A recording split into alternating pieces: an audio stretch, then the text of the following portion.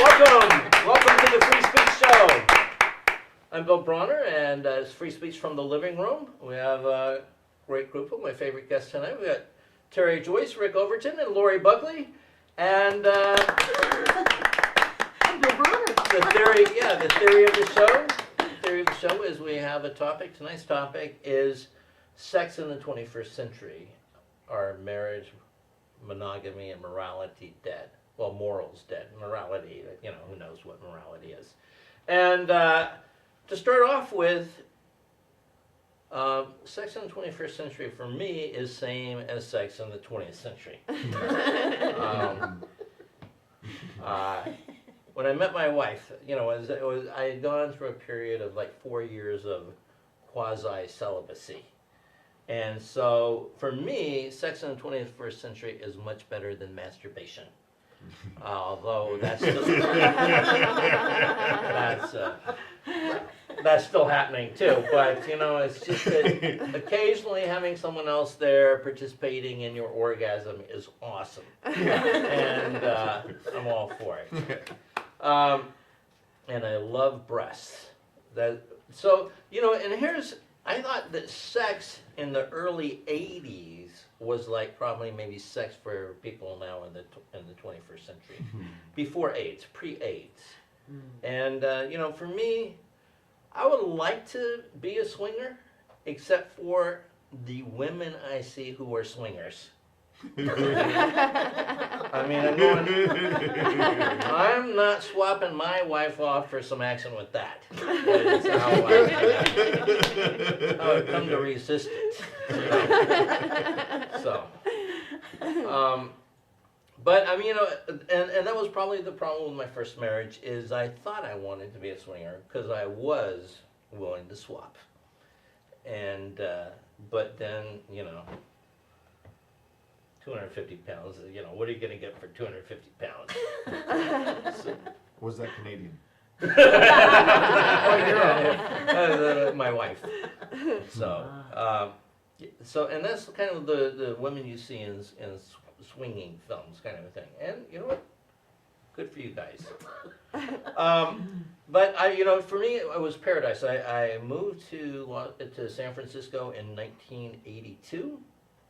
Right before the AIDS thing kicked in, when gayness was very gay, and there was a shortage of straight men, and it was the easiest for me that it had ever been.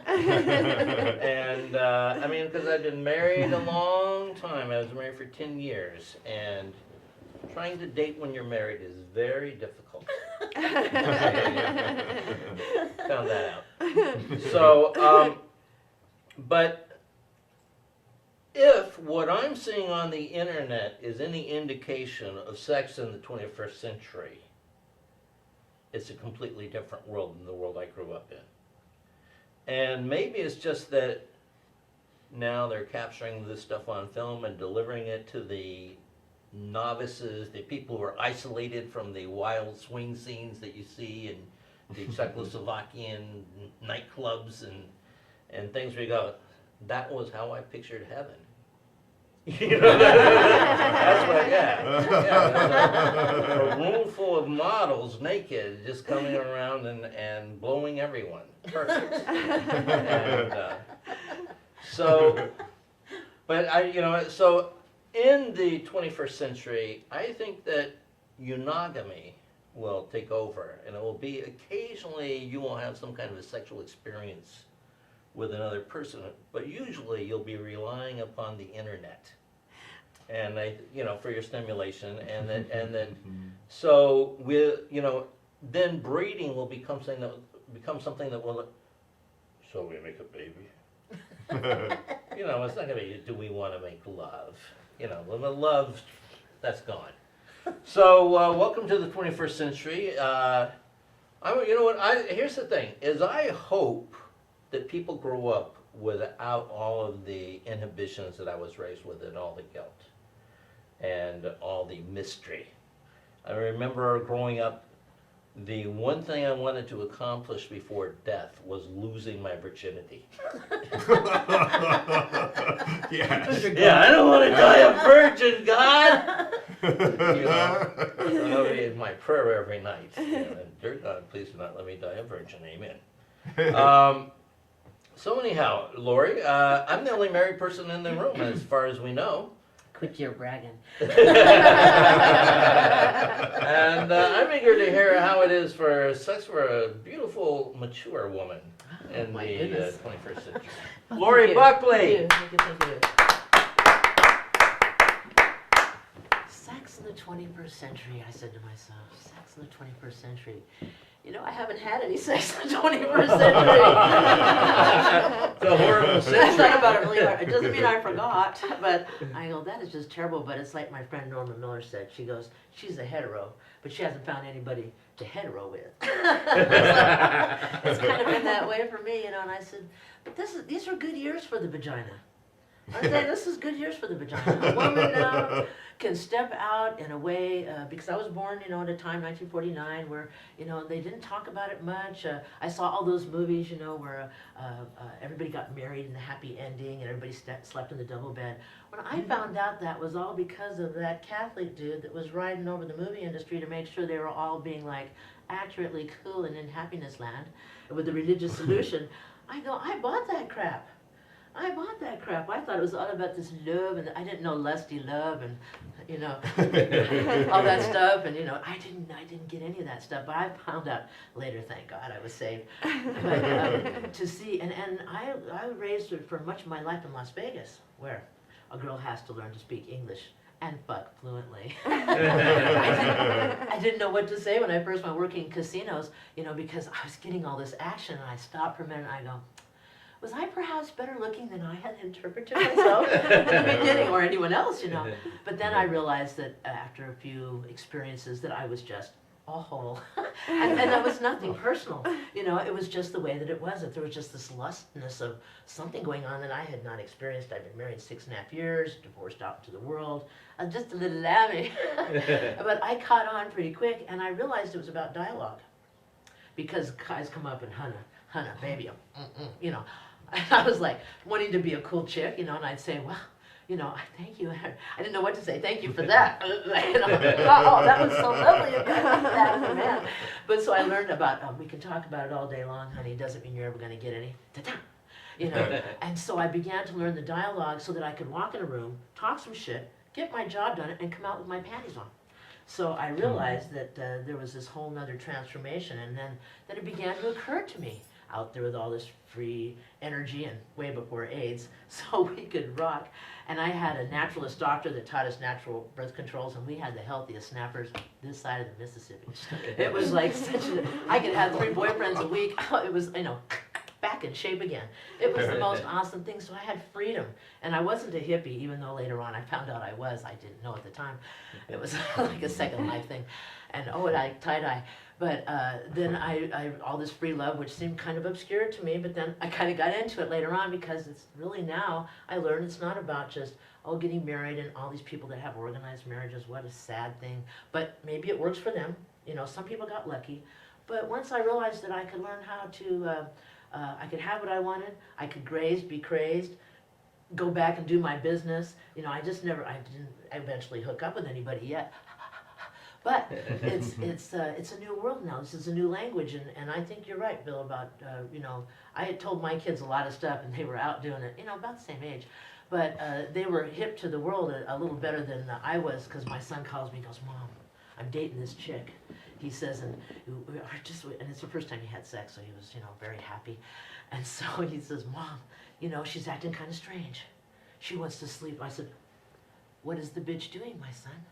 He goes, she says she's out on the couch. She has to get her mind together. I said, son, the bitch is leaving in less than 2.5 days. I said, no. He goes, no, mother, no, please, no. I go, son, you have only 2 choices. I go, you can cry. I said, you know, she's a climber. She climbed up on your ledge. She did you. Be grateful. You had some fun, I said. So I said, don't be pissed off. I go, or just let her go. Say, I bless you. Go along, my bitch, and I will see you again some other time. And he chose the better path, which was let her go. And later on, they became friends. She was much too needy, and it all worked out very well. But it's like today, marriage can work. You're going to talk about more things. You know, you gotta make a woman come up here before she comes down there. Yeah. And you say, well, Yeah. how do I know that? I said, well, who do you think tells it to go like this? So I'll then understand it instantly. Woman wants more answers, you know, gotta talk about the money, you gotta see what you feel about things. What did Sam Kinison say? I'm not a fucking mind reader. Tell me what you want. You know? Right. We're in this amazing time of being able to do it better. And from what I'm hearing, because I don't have any evidence of it so far, is that my girlfriend's 62 years old and she's having mad crazy sex. So you know what? I'm keeping it up for old age. I think something might be happening there. Yeah. So, you know, there I go. Laurie Buckley. You know, I, by some strange quirk of events, in the early 90s, I was roommates with a guy who was a retired dean of the School of Pharmacology at USC. And he was 84 years old, or 88 years old, something like, I mean, old. And his whole specialty when he had been in the school, his research was homeopathic remedies. And what he had determined was that things that help you generate your sperm more rapidly are also things that would help you heal more rapidly, because it promotes rapid cell growth.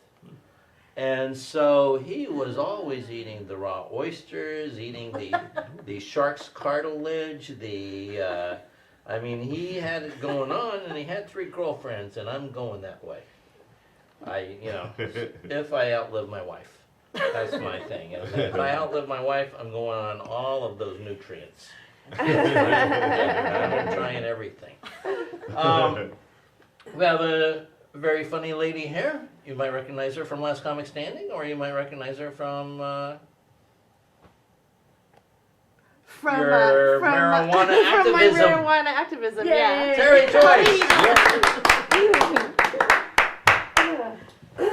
Sex. I love sex. Yeah. I love Yes. it. I've always felt like that I came in a generation where I could be a free woman. But I find that it really isn't that way. Like, we really haven't come that far, really. You know, it's like I work at a job, and mostly with women, and a little bit older, and I found out recently that I am the Mrs. Robinson of the I am the Mrs. Robinson of the telemarketing department. Okay, and I don't even know how it happened. You know, maybe because they know I'm a comedian, I got a free lifestyle, but I don't really talk about my personal business. But what's wrong is that I'm friends with some young men there. And I'll go and I'll have conversations and, you know, I mean, really, truthfully have conversations. We talk about politics and, you know, marijuana or whatever. And one of them is gay, but nobody knows it, right? And, well, or maybe they do, but that doesn't really matter. And then another one, well, the other one I actually really did something, so he's taking responsibility for all 3 of them. And, you know, why is it if you're just friends with men, or even if you just look like you're open-minded, do you get labeled as being a slut? You know, it's like, it's not the same. It's like, you know, I see men and they, you know, they have so much fun and they go on like, oh, I did her and blah, blah, blah, blah, and, you know, and, you know, and I'm hanging out with them. And I want to go, yeah, I did him and, you know, I had all this fun. Because I feel like if they can do it and have fun, why can't I? Yeah. Like, why am I out of the party, you know? Yeah. And so... Well, for every guy that's having fun, there's somebody having fun with him. Right, and so I'm that girl, you know. Yeah, I mean, you're it's like, that girl. Yeah, I mean, like you hear, like there's sometimes like you know, like I have guys go, you know, if I was a girl, I'd be a slut, and I go, I'm that person. I came back this time as a girl, man. Woo! You know. So. And I don't feel bad about it, you know, I don't. And why can't we just switch places, right? why don't we call the men the sluts and we're the studs? You know, I could go in the office and say, hey, woman, I got, did you get laid last night? Man, yeah, I did. You're the woman, man. You're the woman. I go, yes, I am. You know? I am woman, hear me roar. You know? But instead, you got to be like, you know, shamed and, you know, and you know, like, you know, with men, you know, like, you know, why can't we go, hey, mister, I want you to be quiet. And I'm gonna fuck you all night long. Yeah. You're my bitch.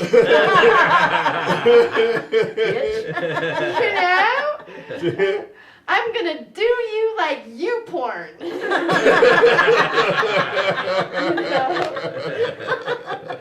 I mean, you know. But maybe it's okay not to have like, you know, a penis, because then, you know, it's like, or be, you know, because then we can just, you know, that's a lot of responsibility, because, you know, you could be like that and be all cocky, but then eventually you're going to go, oh, I'm sorry, this never happens to me. I'm stressed. I mean, I don't want to have to be that guy, you know. It's okay for me to just fake it, you know. You were great, you know. So I just wish it was better, you know. I just wish it was different. I wish I could do that, you know. I wish I could just go out and go, hey, I had 2 dudes last night. First time. For them.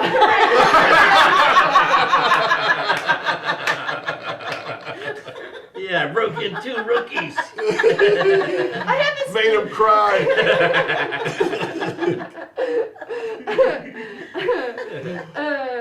Before I go, I live with this 78-year-old lesbian. No, I do. I'm not lying. I live with this, and she's the most awesome woman. You know, because we'd be watching Perry Mason, and she's an old actress, and so she goes, oh, that's so-and-so's son. She goes, honey, I was his beard. You know? But she had to like do the same thing. Like she had to hide her sexuality in a time where it wasn't acceptable as well. And she was like old Hollywood, and you know, they paired up and had fake marriages and all that kind of stuff. And we don't really have to do that as much today. And the only people that do it are the Scientologists. And,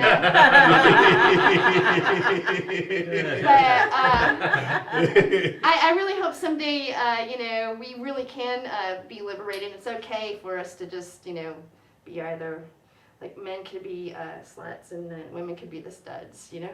At least for one day. All right, Terri Joyce. Terri Joyce, very funny. Oh, thank you. Well, you know, I personally, my theory, and I have, you know, of course, women will never admit to this, is I think that women have a lot more partners than men do. I mean, there's the women out there who want to have a lot of partners.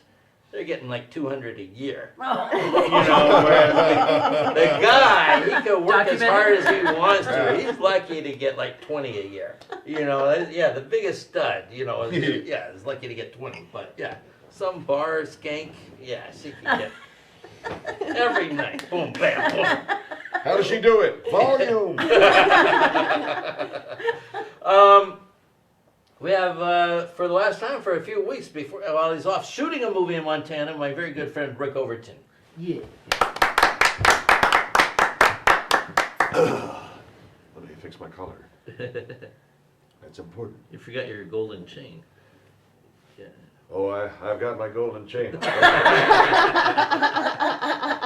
me check the time. Train should be here any minute. Dick jokes are funny, because a dick is out, out's visible, visible's funny. I can see that coming a mile away, big flopping cock coming through. It's a dick joke, it's a dick joke, let's all laugh. Boom, boom, boom, boom, boom. Pussy. La la la la la. America just goes Batmobile, shields. We just go to the day, because it's not out and visible, it's in, dark, frightened, alone, scared, lost. You know, it's a good double standard. We mythologize our genitals, you know, thanks to religion. We have to come up with myths for why they exist, because we can't have science run this operation. It should be simple. If it was tab A, slot B, fun button on the end to keep the species going, but we figured that part out. Let's have fun with it. Endorphins, boom. I'm healthier, I'm saner, yeah. You know, every president that gets it a lot, like Clinton, you know, world just fucking smooths out like a sheet of glass. Kosovo, boom, over. That's it. Don't want that. Wow, I gotta go back. Make us ashamed of the thing we kind of naturally want to do the most, and we will go frickin' crazy. Now we're insane from this. Our culture's gone nuts. We're already till smoking ear, a little bit broken all day long, because someone told us that this thing that runs and drives everything from our car choices to our fashion. This is my preening bird dance from a nature study film. And the bowerbird is doing his special. I have a rental property in Barstow, and I'm working on a medical degree. And does his prosperous throat. And it's all just to get laid. The bird that does this and doesn't get laid just stays north. You just go on ahead. I'm gonna freeze. I'm gonna fucking freeze. Yeah. I just wanted to stop hurting because it hurts. It aches. It aches because I gotta do it. I gotta fuck. A salmon will go the wrong way up a river to do it. Fucking's up this way, so I'm gonna head up this way where all the good fucking is. Everybody wants to fuck, and everybody who doesn't fuck goes crazy. And it makes you mean. That's what your coach tells you. You better you better not get any this weekend, boys. Why? Because I want you to kill kids that live 4 blocks from here on Monday night. Because you didn't get any. That one kid, hey, you just let him go. Sorry, coach.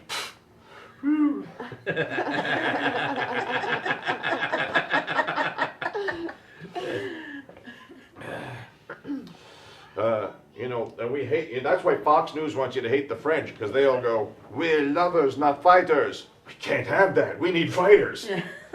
We can't have fucking lovers running around when we need to make an army, a big army of lovers. Imagine that, a lover army, a love army. Just men rode up that know how to do this trick. It's not a prosthetic, it's he knows this thing. And the guy, and they make a special one, he goes, and yeah, big bayonets. Hey, there's supposed to be arm's length. And we have everything looks like penises all over the place, you know. And the Republican Party, oh man, Republican Party. They are a clown car, stuffed like sardines with closet gay people. It's like remember Glenn Beck? Glenn Beck said, "Sir, I need you to prove to me that as a Muslim you're not a terrorist." Well, now anyone who's a Republican is, you got to prove to me you're not fucking gay, man. Sorry to misquote you, Glenn. Oh yeah, I'm real fucking sorry I misquoted Glenn fucking Beck, but. I'm just trying to say that we've been duped to hate the thing we got to drag around with us all day long. It's another way to split us up. Hippies were very effective when they got along better. But, you know, that was the genius move of all time. Make us hate fucking each other. And then fill it in with these mean, passive-aggressive little dicks and call that a liberal because of how many books they've memorized. Ruin the whole movement with it. When you're all up here as a liberal, you're freaking useless. Because you don't have the balls to do anything with all your knowledge. People, all those books you memorized, we wrote those books, bitch. They're writing about the shit we did, all right? So, you know what? We're at our best when we have just recently come. And that's why we get numbed out. We watch too many things come, and men hunt and they like to see it, and they want to hunt a scene, and then sometimes they'll stop the hunt just to keep watching the scene. You know, they'll hunt. Oh shit. Hey, no, wait. No, just wait. And so the hunter has watched too much porn because we're naturally got to look at it to hunt it. You got to find examples. And boom, boom, boom, boom, boom, boom. And so we caught this one sequence too many, and now we can't come from normal means anymore. And now there has to be the added thing. You have to have your the water jet, a little water jet in your urethra, or there has to be a slight electrical stimulation somewhere at the end of your ball hairs. Really? Yeah, you have to watch a hummingbird. You have to have a hummingbird go for the red fluid thing to get off. You know. Yeah, there's only way you could call me old-fashioned. I just love watching a cock come on, just launch onto a beautiful set of breasts. And my penis has been the only thing that has really gotten me through some sleepless nights.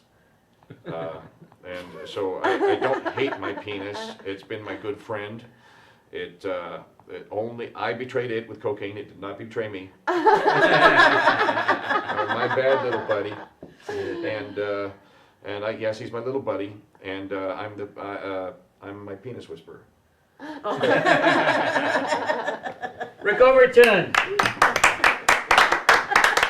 All right, we're going to take a break, rearrange the furniture, and be right back with the second half of the show, which is the next button over. All right, good start, guys. Very funny.